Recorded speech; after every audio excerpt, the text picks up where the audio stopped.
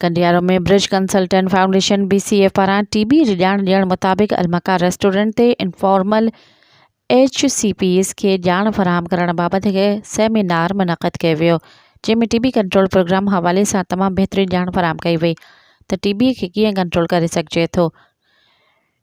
BCF project manager doctor Tajamul Baig ऐं regional coordinator Afaq Saleem चयो त असां सिंध जे 15 ज़िलनि नवाबशाह, नौशेरो फिरोज़, लाड़काणो ऐं ॿियनि खोड़ सारनि ज़िलनि में पिणु कमु करे रहिया आहियूं।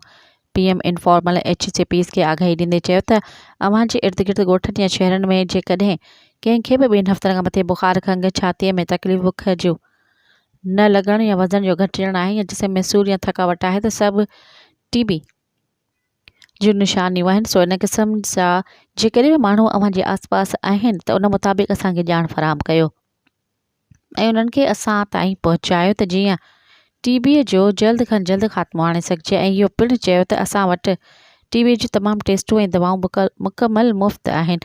कंडियार में डॉक्टर शाह नवाज़ शेख जे भरिसां लैब लॻाई वई आहे जीअं अव्हां मुफ़्त में मुल्कम टेस्ट कराए सघो था।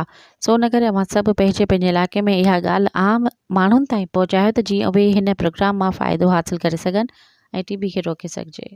मज़ीद ख़बरनि ऐं तफ़सीलात लाइ विज़िट कयो असांजी वेबसाइट www.awamiNewsHD.com ऐं ॾिसंदा रहो अवामी न्यूज़ HD।